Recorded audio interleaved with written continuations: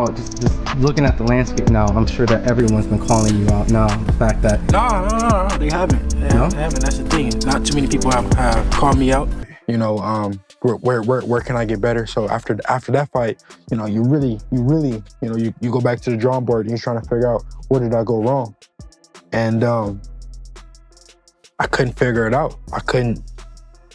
You know, I fought a guy who did everything wrong leading up to the fight. It me doing everything right. Who's on your hit list next? Everybody. Devin Haney.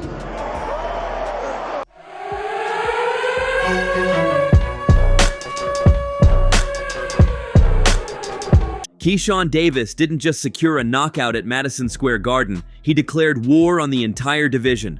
Moments after stopping Jermaine Ortiz, he wasted no time on celebrations. He looked dead into the camera and put Devin Haney at the very top of his hit list. And Haney's response? It wasn't silence. It wasn't a dodge. It was an immediate, chilling acceptance that has set the boxing world on fire. This is no longer just a what-if scenario. The private messages are flying, the teams are talking, and the biggest fight of 2026 is officially in motion. And what's the situation with you and Dev? Yeah, I never fuck with Cuz. Why? Because Cuz never fuck with me. On what tip? Like, bro, it was like times where me, I was always around Shakur as an amateur and shit. So Shakur introduced me to Floyd, Devin Haney, all that type of shit. So there's a hell of times around Devin Haney and we 24 fitness, playing basketball, regular shit before niggas became celebrities type shit. Or just who we are today. And nigga never even looked me in my eyes. Nigga never showed me respect. Like nigga never. Shakur always like, yo, this nigga Keyshawn, this, that, third. He be like, for real? That nigga still a kid. And like, he just never gave me my respect. He sunned you. You know what I'm saying? So it's like, bitch ass nigga, you know goddamn well, nigga, now I'm here, nigga. And everything Shakur been saying, nigga, I lived up to it and then some. Fuck are you talking about? And he still, like, his father it's crazy because my beginning of my professional career, his father used to be like, oh shit, the businessman. What's up with you? Like, dap me up. My man. And, so you always was the businessman. And Dad was keep his face forward and like, damn, I can't get no pat. Like, nigga, we African American. You can't show me no type of love. You're weird, bitch. It started at Madison Square Garden, where Keyshawn Davis didn't just look for a win, he looked for a statement. Facing Jermaine Ortiz, a man known for being durable and tricky, Davis waited until the very last moment to close the show. In the 12th round, when most fighters are just trying to survive to the final bell, Davis turned up the heat and secured a stoppage that sent shockwaves through the division. It was a cold, calculated finish that proved he is ready for the elite level. But the real headline wasn't the knockout. It was the name that came out of his mouth the second the microphone was in his face. Davis didn't hesitate. He looked directly into the camera and declared that Devin Haney is officially on his hit list for 2026. You're at 140 pounds, but you said you might not be here that long. Who's on your hit list next? Everybody. Devin Haney. Why is that the fight for you? His father in my DMs keeps screenshotting stuff that we saying. I don't know what he's screenshotting it for, but Devin Haney definitely on my hit list, and we making that happen 2026. Congratulations, Keyshawn. Thank you. This wasn't a vague challenge or a polite suggestion. It was a demand. And unlike many boxing call-outs that disappear into the void of social media, this one got an instant reaction. Devin Haney, watching from the sidelines, didn't play games. He took to X, formerly Twitter, almost immediately, quoting the footage of Davis's call-out with a simple 3-word response. Let's do it. It was a green light that fans rarely see so quickly. But here is where it gets interesting. This isn't just public posturing. Reports are already surfacing from Bill Haney that this isn't just Twitter talk. He revealed that Devin and Keyshawn have already been exchanging private messages to line this fight up. The lines of communication are open, the interest is mutual, and for the first time, it looks like the politics of boxing might actually step aside for a fight the fans are desperate to see. Now, Keyshawn is now 14 wins, no losses, no draws, 10 wins by way of knockout. Devin is 34 wins, no loss, no draw, 15 wins by way of knockout. So Devin got more knockouts than Keyshawn actually has fights. Devin is about 5'9", with about 72-inch arm reach. Keyshawn is about 5'8", with a 70-inch arm reach. Keyshawn has more power. Devin Haney has shown that he's a better pure boxer. I think Devin Haney's defense is better than Keyshawn's. After I watched Keyshawn versus Jermaine Ortiz last night, I don't think and see Keyshawn Davis beating Devin Haney. I think Devin Haney's going to control him with his jab, his distance, his range, and his counter punchability. I think this is going to be the most skilled, talented fighter that Devin Haney has fought outside of Lomachenko. Right? Lomachenko is so accomplished, so skilled, so talented. But I just think that Keyshawn is bigger, has more power than Lomachenko, and just as talented and skilled as Lomachenko. I think Keyshawn is more skilled and talented than Regis Prograis and Brian Norman Jr., but they got more power than Keyshawn does. So I think Keyshawn is the package that people want to see Devin Haney against. While Davis was busy setting up a showdown with Haney, another storm was brewing in a different weight class. Shakur Stevenson, a man often criticized for being too defensive, put on a masterclass that silenced the doubters. He took on Teofimo Lopez, a fighter known for his explosive power and unpredictability, and completely neutralized him. It wasn't just a win, it was a dismantling. Stevenson controlled every second of the pace, making an elite, world-class fighter look average. It was the kind of performance that usually ends the night on a high note, but for Shakur, the fight inside the ropes was just the warm-up for the war that was waiting for him ringside. All glory to God. It was an amazing night. I put the work in. I stayed disciplined throughout my camp. I was in tremendous shape. And T.O., he's a hell of a fighter, but I was the better man tonight. Guys, just raise your hands, please, and the microphone will be brought to you. Thank you. Shakur, congratulations, man. Great performance, obviously. Did you feel at some point that you demoralized him and he was just kind of trying to get to the finish line? Yeah, I definitely did. I feel like he's a fighter, so he tried to fight back. But, yeah, I picked him apart. In the second round, I want to say that I told my corner, I said, I'm stronger than he is.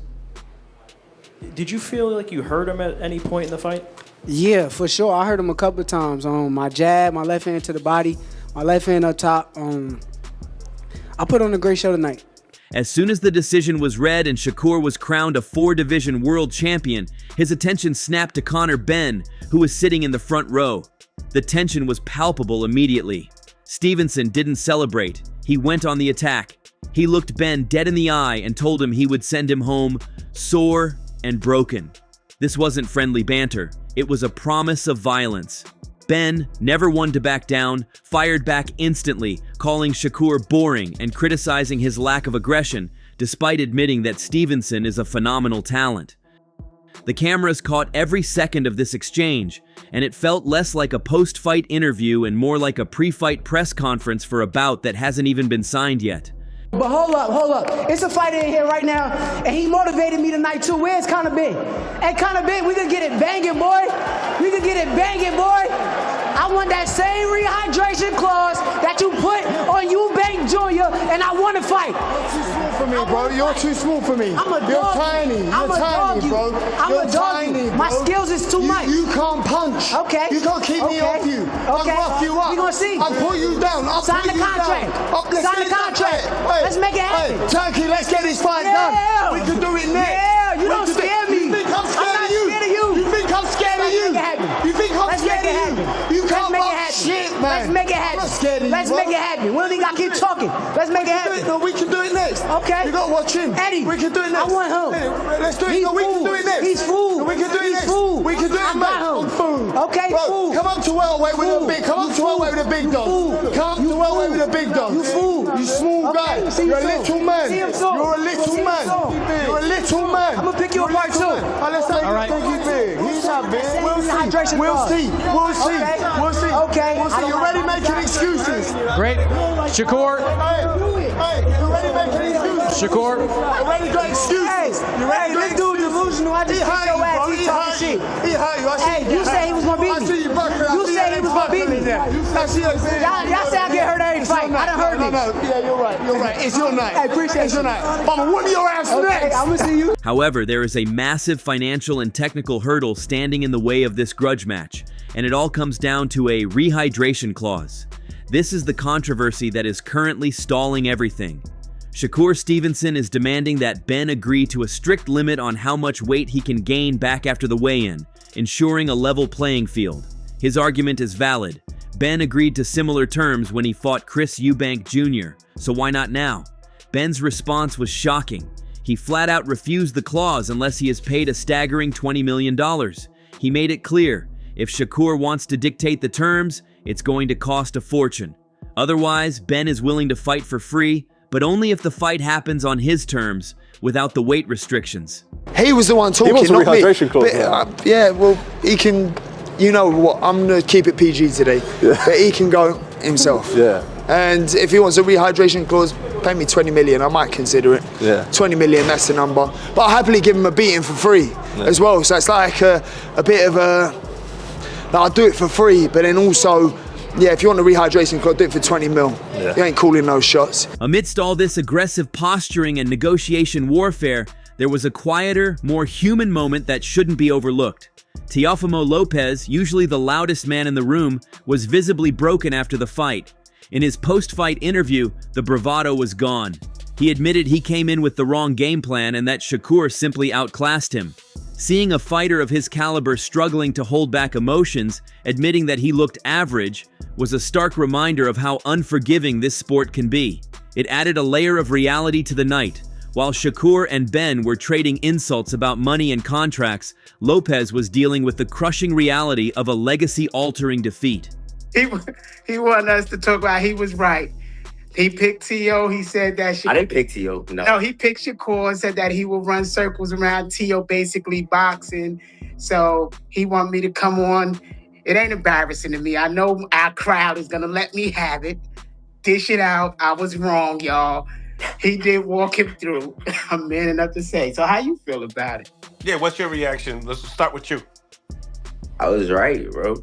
You can't, like, I don't know why T.O. tried to box with that man.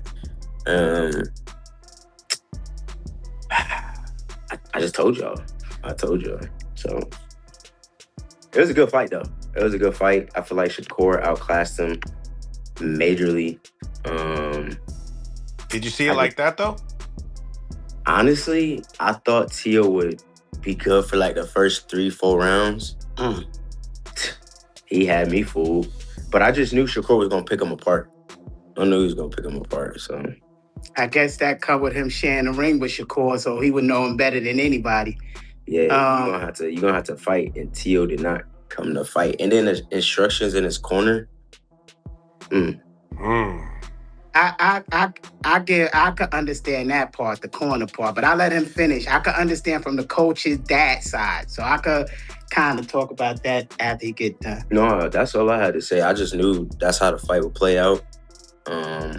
You didn't like the instructions in the corner. You feel like T was fighting by himself. I feel like just the dad alone. I feel like he was. Wait, be politically correct. Talk about he need to get a different coach. No, I'm not saying that. On his dad. I'm not saying that. I just think his dad was more coaching off emotion. You know, wanting to win so bad, he wasn't giving his son the right instructions. He was just going off, we got to knock him out, like. But you're not telling him how to get the knockout, how to do what he's supposed to do. And I just think overall, T.O. was in there, going, fighting by himself. The experts are already weighing in, and the consensus is terrifying for anyone in Shakur's path. Eddie Hearn, who has seen it all, labeled Stevenson a generational talent, admitting that he barely got out of first gear to beat Lopez, boxing legend Andre Ward doubled down, describing Stevenson as a blank canvas who can paint whatever picture he wants in the ring because his ring IQ is simply higher than everyone else's. Man, he better leave that alone. What did you think of Shakur's performance He tonight? did what he had to do, man. You know, there's always room for improvement. You know, I think he had a lot of stuff he could have did, but he's so talented and gifted, man. You know, you also got to trust what he's seeing in there. You know, we on the outside, you know. But I think he put on a tremendous performance, and obviously, you know, the level he's at, you always look for things he could do better, you know. What did you see from the outside that he might? I mean, I'm just saying, like, you know, like I think it was a lot of body work and stuff like that. He could have touched on, but again, he's in there, you know, so he's seeing stuff, he's feeling the punches. We not, so you got to trust what he's seeing. Teofimo just couldn't get going. He put on he tried to get going. He just wasn't allowed to. So it's just the distance and range that Shakur has just perfected throughout the years, and then making him pay when he does that discourages him to not want to punch anymore. And I think he was out of answers in the first round. Honestly, I think he didn't really have any answers. When Tio starts doing little certain things with his hands and starts playing the clown game, he out of answers. He's down to just one shot. So Shakur just stayed focused, stayed locked in. And, you know, was at 4 divisions now? 26, 30, 35, 40. How good is Shakur? I interviewed Terrence Crawford We and he don't said know. he could be the We greatest don't of all know. time. We don't know. He's not done yet. You know, he's not done yet. He's a great for sure. How great, we gonna see. You know, he got a lot. He can box as long as he wants to box because he don't take punishment, and he's a master boxer. You know what I mean? So, just excited for him, man. Happy for him, man. You know, it's hard for me to see my brothers fight when I'm not fighting. That's harder to me than actually fighting because I can't help it. So I'm just happy it's over, man. I'm happy he got the win and get home to them babies, get that check. But even with all this praise, Hearn acknowledged the difficulty of making the Ben fight. The talent is there, the heat is there, but the business side, the weights, the clauses, and the ego might be the toughest opponent either man faces this year. And what is your final thoughts on Keyshawn's performance? Keyshawn was going to be fine. I didn't see the whole fight, but I knew Keyshawn was going to win from day one. You know, what I mean? He worked pretty hard for this his camp. Yeah, he worked really hard. So I'm not surprised, and I knew he was going to win as well. Absolutely. He's the first man to stop Jermaine Ortiz. Checo couldn't do it, even Teofimo couldn't do it, and Teo fought Shakur tonight. So you got to give a lot of respect to Keyshawn, right? Yeah, a lot of respect to Jose. And I'll give respect to Teo, too, for taking the fight. You know Absolutely, man, absolutely. And, you know, I commend him. You know, his dad done the best that he could, you know what I'm saying?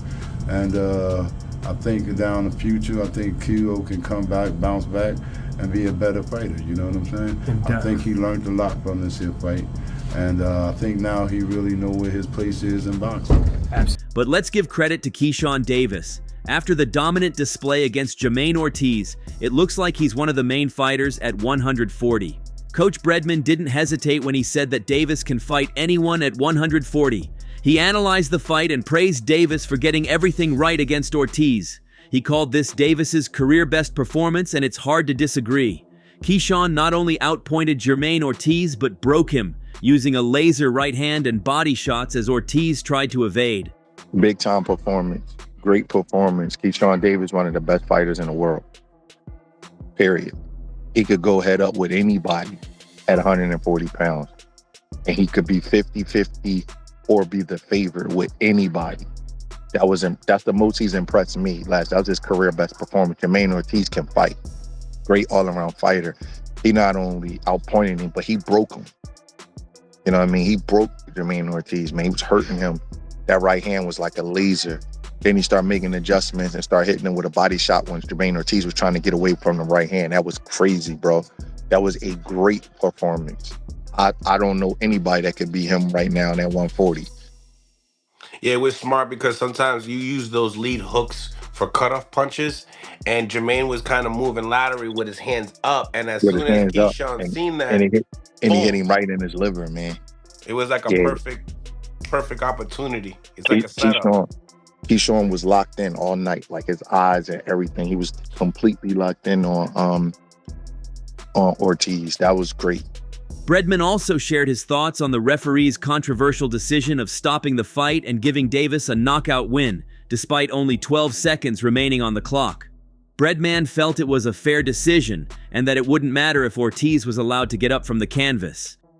You know, he definitely separated himself with the body shots. People had lots to say about the 12th round body shot. A referee went and stopped the fight, didn't give him an opportunity to stand up. What's your thoughts? Do you feel like that was something that we would like to see, or do you feel like it was a well-deserved stoppage? It was like 12 seconds left to the fight. I don't have an opinion on either way because Jermaine Ortiz looked defeated. You know, he didn't really complain. He was hurt. You know what I mean? So I don't know.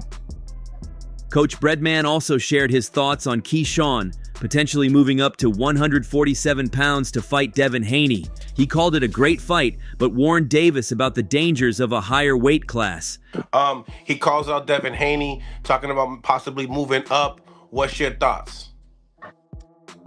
Wow. So he's not going to try to win the title at 40? I don't like to say what I think a fighter should do because they management is for that. But I would assume that you would want to win the title at 140 before you fight Devin Haney at 147. But whatever he decide, he decide. That's a good fight. That's a hard fight for both guys, though. So where does this leave us for the rest of 2026? We have Keyshawn Davis hunting down Devin Haney with private DMs already flying back and forth. And we have Shakur Stevenson locked in a multi-million-dollar standoff with Conor Benn. The landscape of boxing has changed overnight. The new guard isn't waiting for permission. They are demanding the biggest stages immediately. The only question left is which contract gets signed first, the hit list showdown or the $20 million grudge match. But what do you think about both these potential matchups? Are we in for yet another spectacular showdown? Who wins between Keyshawn Davis and Devin Haney? Also, we'd love to hear your prediction for the potential Shakur Stevenson versus Conor Benn fight. Let me know in the comments. That's all from today's video. If you enjoyed it, remember to leave a like, subscribe, and ring that bell icon so you never miss our upcoming videos. And don't forget to share your thoughts in the comments section. Stay tuned, and we will catch you in the next video.